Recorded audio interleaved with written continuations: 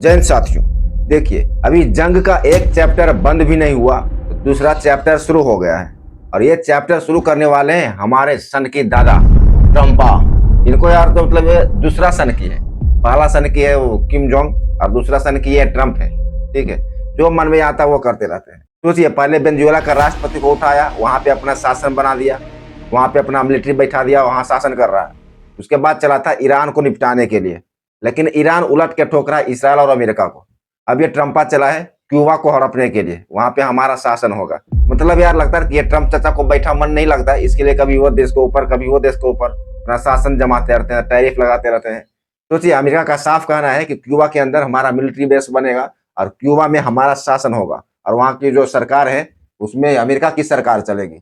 यार मतलब अलग अलग पैतरे अपनाते रहता है ये ट्रम्प। और कुछ ही महीने पहले यानी कि जनवरी में ट्रम्प ने क्यूबा पर प्रतिबंध लगाया था कि कोई भी देश पूरी दुनिया में कच्चा तेल नहीं देगा और ना ही कुछ मटेरियल सप्लाई करेगा क्यूबा में। इसके बावजूद रूस का जो राष्ट्रपति व्लादिमीर पुतिन है वो अपनी दोस्ती का वादा निभाते हुए क्यूबा को कुछ ही दिन पहले 13 लाख बैरल कच्चा तेल रसिया से क्यूबा भेजा गया। भैया यहाँ पे एक बात क्लियर होती जा रही है कि अगर आप किसी को कहते हो कि इस लाइन को क्रॉस नहीं करना है और अगर आपके सामने वाला इंसान उस लाइन को क्रॉस करता है तो समझ जाइए कि वो आपसे लड़ने के मूड में है। और यही बात अभी चल रही है रसिया और अमेरिका के बीच। अमेरिका एक तरफ तो क्यूबा पे प्रतिबंध लगा दिया था कि कोई भी देश इसको कच्चा तेल नहीं देगा, अगर जो देश इसको कच्चा तेल दिया तो भैया उसकी खैर नहीं। लेकिन रसिया ये सब प्रतिबंध को मतलब अनसुनी कर दिया और 13 लाख बैरल कच्चा तेल वहां भेज दिया, जो कि 3 महीने से क्यूबा में कच्चा तेल नहीं आ रहा था। अब सोचिए वहां ईंधन कैसे होगा, बिजली कैसे बनेगा, और जो खाने पीने की सामान है उसके ऊपर भी प्रतिबंध लगा दिया था। और जो मोटर गाड़ी चलती है उसमें कितना प्रॉब्लम होता होगा क्यूबा में, 3 महीने से कुछ भी सप्लाई नहीं हो रहा था वहां। देखिए, रूस ने अमेरिका के प्रतिबंधों की अनदेखी करते हुए क्यूबा को कच्चा तेल भेजा है, जो गंभीर ऊर्जा संकट से जूझ रहे द्वीप देश के लिए एक बहुत बड़ी राहत है। अमेरिकी राष्ट्रपति डोनाल्ड ट्रंप ने संकेत दिया था कि ईरान और वेनेजुएला के बाद क्यूबा का नंबर होगा। मतलब कि क्यूबा को अगला टारगेट बनाने वाले थे, जिससे वहां सैन्य हस्तक्षेप की अटकलें तेज हो गई थी। तो 3 महीने के भीषण ईंधन संकट के बाद रूस का तेल टैंकर अनातोली कोलोडकिन लगभग 7.3 लाख बैरल यानी कि 1 लाख मीट्रिक टन कच्चा तेल लेकर क्यूबा पहुंच गया, जो कि मातंजा बंदरगाह पर पहुंचा था। यह आपूर्ति क्यूबा की लगभग 9 से 10 दिनों की दैनिक मांग को पूरा कर सकता है। मतलब क्यूबा वाला पूरा छटपटा गया था, क्योंकि वहां क्रूड ऑयल जा ही नहीं रहा था, तो वहां ना ही मोटर गाड़ी चल रहा था और ना ही ईंधन तेल, ना ही बिजली बन रही थी। इतने शहर में तो बिजली था ही नहीं। अमेरिकी नाकेबंदी और ट्रंप का बयान के बाद ट्रंप प्रशासन ने जनवरी से ही क्यूबा पर तेल शिपमेंट रोक दिया था, जिससे बिजली गुल हो गई थी, यानी कि पूरा ब्लैकआउट हो गया और खाद्य तथा दवा की भारी कमी हो गई थी। ट्रंप ने क्यूबा को अगला नंबर बताते हुए कहा था कि वे फ्रेंडली टेक ओवर के जरिए वहां की सरकार को बदलने में मदद कर सकते हैं। लेकिन मदद क्या करेगा भाई, ट्रंप तो चाह रहे हैं कि हम अपना अधिकार उसके ऊपर जमा दें। हालांकि क्यूबा के ऊपर राजनीतिक दबाव भी है। अमेरिका ने यूक्रेन में फंसे होने के बावजूद क्यूबा के आसपास कोस्ट गार्ड तैनात कर दिया, लेकिन रूसी टैंकर को रोकने का आदेश नहीं दिया था। रूस ने इस कदम को अपने करीबी सहयोगी क्यूबा की मदद बता रहा है। तो वहीं क्यूबा जो है अपने ईंधन को सिर्फ 40% उत्पादन करता था और आयात पर निर्भर था। रूसी तेल अस्थायी रहा थे, क्योंकि एक बार खत्म किया तो उसके बाद दूसरा बार इसको रिसाइकिल नहीं किया जा सकता है। ठीक है, क्रूड ऑयल ऐसा ही है। लेकिन अमेरिकी पाबंदियों के कारण दीर्घकालीन संकट बना हुआ है। हालांकि रूस ने जो तेल भेजा है वो 10-12 दिन चलेगा, उसके बाद क्या करेगा, तो फिर से मंगाएगा रूस या तो कोई दूसरे देश से मंगाएगा। अमेरिका ने क्यूबा के लिए तेल को लेकर अपने रुख में नरमी में संकेत दिए। यह बदलाव ऐसे समय देखने को मिला जब अमेरिका के राष्ट्रपति डोनाल्ड ट्रंप कई हफ्तों से यह धमकी दे रहे थे वह उन देशों को सजा देंगे जो वहां ईंधन भेजेगा। व्हाइट हाउस की प्रेस सचिव कैरोलिन लेविट ने सोमवार को पत्रकारों से बातचीत में कहा था, अमेरिका क्यूबा के लिए तेल शिपमेंट का मामला दर मामला मूल्यांकन करेंगे। उन्होंने यह जवाब उस प्रश्न में दिया था जब उनसे पूछा गया कि अमेरिकी तटरक्षक ने कच्चे तेल से भरे एक रूसी टैंकर को क्यूबा पहुंचने की अनुमति क्यों दे दी, जबकि डोनाल्ड ट्रंप ने आदेश दिया था कि कोई भी देश इसको ईंधन नहीं सप्लाई करेगा। इसके बावजूद भी रूस ने वहां ईंधन पहुंचा दिया 7.5 लाख बैरल। लेविट ने यह भी कहा कि मानवीय कारणों या अन्य वजहों से मामला दर मामला ऐसा करते रहेंगे, पर हमारी प्रतिबंध नीति में कोई बदलाव नहीं हुआ है। मतलब कि अमेरिका भी दो मुहैया सांप जैसा बोल रहा है। एक तो बोल रहा है कि हाँ खाने देंगे, दूसरी तरफ बोलता नहीं खाने देंगे। ट्रंप प्रशासन ने क्यूबा की कम्युनिस्ट सरकार को झुकाने के लिए मजबूर करने की रणनीति के तहत जनवरी से इस देश के लिए तेल शिपमेंट को रोक दिया था। ट्रंप ने कहा था कि क्यूबा के लिए कोई तेल या पैसा नहीं जाएगा, लेकिन अभी जब रूसी टैंकर वहां क्यूबा में पहुंचा तो ट्रंप भी थोड़ा पलट गए, क्योंकि उनको पता है कि हम तो दादा हैं लेकिन हमारे भी एक परदादा है रूस। रूस भी इतना मतलब छोटा मोटा देश नहीं है, वो भी बड़ा देश है, उसकी जनसंख्या भी ज्यादा है और हथियार के मामले में भी बहुत आगे है। भले अमेरिका एक नंबर पे है हथियार के मामले में, लेकिन उसके बराबरी में चाइना और रूस भी आ जाता है। और रूस के पास तो 28 शर्मत ऐसे खतरनाक मिसाइल हैं, 18,000 किलोमीटर तक मार करता है, सोचिए। इसीलिए ट्रंप भी रूस से डरते हैं, इसीलिए तो उसका शिप को जाने दिया क्यूबा में। और वहीं इधर रूसी राष्ट्रपति पुतिन के प्रवक्ता दमित्री पेस्कोव ने भी कहा कि तेल शिपमेंट के बारे में अमेरिका से पहले बात हो चुकी थी, उसके बाद हमने क्यूबा में तेल शिप को भेजा है। मतलब कि यार कहीं ना कहीं कंफ्यूजन भी लग रहा है और ये भी लग रहा है कि हाँ हो सकता है कि अमेरिका ने इसको परमिशन दिया तभी तो वहां तक गया तेल। तो इसका मतलब ट्रंप डर गए, छोटे छोटे देश को दबाना चाहते हैं लेकिन बड़े बड़े देश को दबाना नहीं चाहते हैं, क्योंकि उनको मालूम है कि अगर बड़ा देश को मतलब दबा दिया तो फिर भैया हो जाएगा वर्ल्ड वॉर 3। तो अब ऐसे में समझते हैं कि आखिर ये अमेरिका क्यूबा के ऊपर अपना क्यों शासन बनाना चाहता है और ये दोनों की दुश्मनी क्यों चलते रहती है। देखिए, अमेरिका की नजर हमेशा से पश्चिमी गोलार्ध वाले देशों पर रही है। अमेरिका चाहता है कि इन देशों में किसी और का दखल न बढ़े, लेकिन क्यूबा के संबंध रूस और चीन से अच्छे हैं, आज से नहीं काफी लंबे सालों से। यह बात अमेरिका को रास नहीं आती है। ट्रंप को रूस का बड़ा खतरा भी लग रहा है कि अगर कहीं थोड़ा उठा पटक किया तो रूस वाला हमको छोड़ेगा नहीं। वर्तमान में वह चीन से ज्यादा खतरा महसूस करते हैं रूस वाले से, क्योंकि चीन तो खतरनाक है ही, उससे ज्यादा खतरनाक रूस वाला है। वह चीन के प्रभाव को पश्चिमी गोलार्ध से खत्म करना चाहते हैं। डोनाल्ड ट्रंप अमेरिका के हकलौते राष्ट्रपति नहीं है जो क्यूबा पर मतलब ऐसे सख्त तेवर दिखाए हों। क्यूबा और अमेरिका के बीच की दुश्मनी कई दशकों पुरानी है। थोड़ा अगर पीछे झांक कर देखें तो 1898 में अमेरिका ने स्पेन को हराया था, जिसके बाद स्पेन ने क्यूबा पर अपने सभी दावों को छोड़ दिया और इसे अमेरिका को सौंप दिया था। स्पेन का शासन चलता था 1898 से पहले, लेकिन जब अमेरिका ने स्पेन पे हमला किया था, वहां पे अपना मिलिट्री शासन बैठाया, तो उसने क्यूबा को छोड़ दिया और अमेरिका के हाथों में सौंप दिया।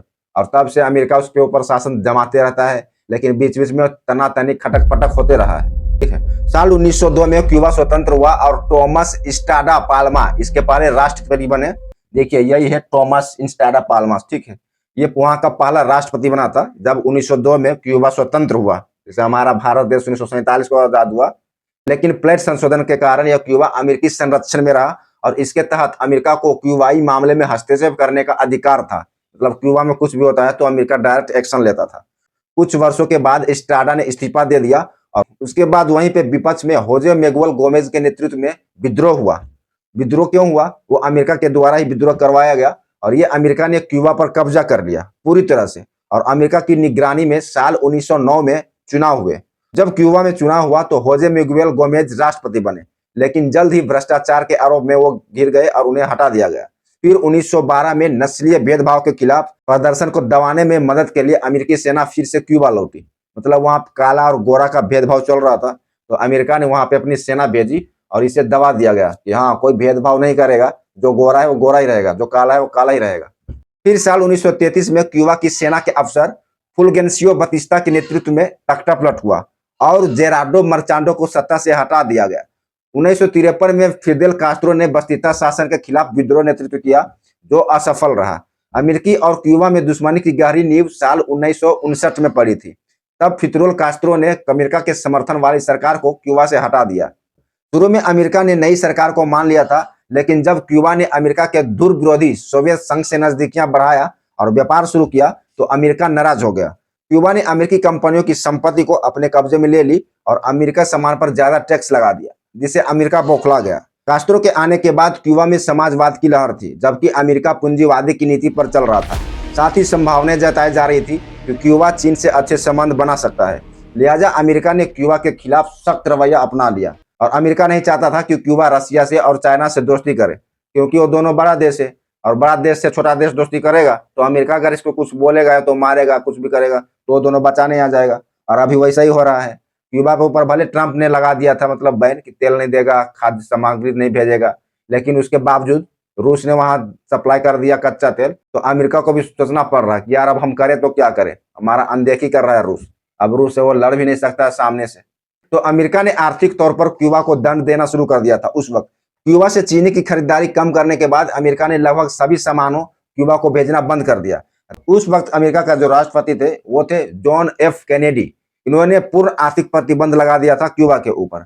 फिर साल 1961 में अमेरिका ने क्यूबा में फिदेल कास्त्रो की सरकार को हटाने के लिए एक सैन्य अभियान चलाया और अमेरिका से हजारों हजार सैनिक क्यूबा में एंट्री कर गए, लेकिन यह ऑपरेशन असफल हो गया। इस घटना को बे ऑफ पिग्स इन्वेजन के नाम से जाना जाता था, जिसमें अमेरिका ने क्यूबा विद्रोहियों और निर्वासित हो चुके लोगों को सैन्य ट्रेनिंग दी और फंड भी मुहैया कराया। मतलब अमेरिका चाह रहा था कि क्यूबा में हम अपने आदमी को भेजें, वहां उसको ट्रेनिंग दें और पैसा दें, हथियार दें, और फिर वो विद्रोह अंदर अंदर ही विद्रोह करे, अंदर अंदर मार चालू कर दे। ऐसा चाह रहा था अमेरिका। लेकिन कास्ट्रो की जो सरकार थी उस वक्त, वो सब समझ गया कि ये अमेरिका हमको तोड़ना चाह रहा है, तो वो ऐसा होने नहीं दिया और विद्रोहियों के खिलाफ डट कर लड़ा। और इसी का नतीजा हुआ कि वो उस वक्त अमेरिका जो सैनिक थे वो वापस अमेरिका भाग गया और कास्ट्रो की सरकार वहां जीत गई। क्यूबा की सरकार का तख्ता पलट करने के लिए हमला भी हुआ था, लेकिन स्थानीय लोगों का समर्थन मिला और कास्ट्रो की सरकार अच्छा काम कर रही थी, तो अमेरिका और क्यूबा के विद्रोहियों की कोशिश नाकाम हो गई। क्यूबा ने महज 3 दिन के भीतर ही विद्रोहियों को मार भगाया और वो विजय हासिल कर लिया। अमेरिका की छवि को अंतरराष्ट्रीय स्तर पर धक्का भी लगा था उस वक्त। पूरी दुनिया में मतलब इसका मजाक बन गया था, यार छोटा सा देश और इतना बड़ा शक्तिशाली देश को मतलब हरा दिया, घुटने पे ला दिया। इसके बाद क्यूबा ने सोवियत संघ को अपने यहाँ गुप्त रूप से परमाणु मिसाइल लगाने की इजाजत दी।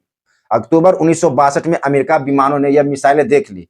इसके बाद 13 दिन तक अमेरिका और सोवियत संघ के बीच बड़ा तनाव रहा, क्योंकि बड़े बड़े देश जब आपस में भिड़ते हैं तो तनाव पहले होता है, फिर बाद में अटैकिंग होता है। परमाणु युद्ध होने जैसे हालात पैदा भी हो गए थे, लेकिन आखिरकार सोवियत नेता निकिता खुश्चेवी मिसाइलें हटाने पर राजी हो गई और बदले में केनेडी से बात किया और वादा किया कि वह क्यूबा पर हमला नहीं करेंगे। मतलब अमेरिका क्यूबा पर हमला नहीं करेगा तो ही हम मानेंगे, नहीं तो हम भी परमाणु संयंत्र बनाएंगे और मतलब जो भी होगा ऑपरेशन हम करेंगे अमेरिका के खिलाफ। ठीक है, उस वक्त दोनों नेताओं में बातचीत हुई और राजी भी हो गया कि क्यूबा पर कोई भी एक्शन नहीं होगा अमेरिका का, और तुर्की से अमेरिका मिसाइलें भी हटा लेगी। हालांकि दोनों देशों के बीच तनाव अभी भी कम नहीं हुआ है। अगले कई दशकों तक अमेरिका ने क्यूबा को आर्थिक और राजनीतिक रूप से अलग रखा और 1982 में अमेरिका के तत्कालीन राष्ट्रपति रोनाल्ड रीगन ने क्यूबा को आतंकवाद समर्थक देश करार दे दिया। तो मतलब ये तो और एडवांस वर्जन में आ गए थे, उसको आतंकवाद करार दे दिया क्यूबा को। बाद में जॉर्ज बुश और बिल क्लिंटन ने हेम्स-बर्टन एक्ट बनाए। इसके मुताबिक जब तक क्यूबा में लोकतंत्र नहीं आएगा और कास्ट्रो परिवार का सत्ता से बाहर नहीं होगा, तब तक प्रतिबंध नहीं हटेगा। ऐसा प्रतिबंध लगाया था जॉर्ज बुश और बिल क्लिंटन ने। लेकिन उस वक्त से आज तक उठापटक तो चल ही रहा क्यूबा में, लेकिन अभी ट्रंप आकर ऐसा बोल रहे हैं कि हम क्यूबा को अपने अंडर मिलाएंगे और उस पर हमारा शासन चलेगा, हमारा अधिकार होगा। और इसी वजह से वो मतलब सभी देशों को आह्वान किए कि कोई भी कच्चा तेल इसे न दे। ठीक है, और 3 महीने से कोई डर से दे भी नहीं रहा क्यूबा में। ये तो रसिया जबरदस्ती वहां भेज दिया कि हम हमारा देश है क्यूबा, तो हम मानवता के अधिकार पर उसे भेज रहे हैं कच्चा तेल। ठीक है, और खाने पीने का सप्लाई और खाद्य पदार्थ का भी सप्लाई करेंगे। अब इससे बात तो क्लियर होती जा रही है कि भाई ये दोनों जब अमेरिका और रूस अगर टकराएगा आपस में ये क्यूबा की वजह से, तो मामला कुछ बड़ा हो जाएगा। एक तो उधर सहन नहीं कर पा रहा है ईरान का मार अमेरिका, और इधर चला आया टकराने फिर रूस से, तो रूस तो भैया छोड़ेगा नहीं, जैसा पाएगा वही सब मारेगा। और अगर रूस टकरा गया अमेरिका से तो फिर तीसरा विश्व युद्ध होना तय है। ठीक है, अभी तो भले चल रहा है ईरान, इजराइल और अमेरिका के बीच, तो देख ही रहे हम लोग कि क्या मतलब 1 महीने से चल रहा है। जहां इसराइल मार रहा है अमेरिका को, रिफाइनरी उड़ा रहा है, अमेरिका मार रहा है ईरान के ऊपर, तो ईरान भी पीछे नहीं हट रहा। वो भी बोल रहा है कि हम आखिरी सांस तक अमेरिका और इसराइल से लड़ते रहेंगे, ये हमारा आखिरी दाव है। सोचिए आने वाले दिन में देखते हैं कि आखिर होता क्या है। अगर आप कुछ कमेंट करना चाहते हैं तो बोल सकते हैं, और वीडियो पसंद आई तो लाइक करें और चैनल सब्सक्राइब जरूर करें। मिलेंगे एक नेक्स्ट वीडियो में। धन्यवाद, जय हिंद।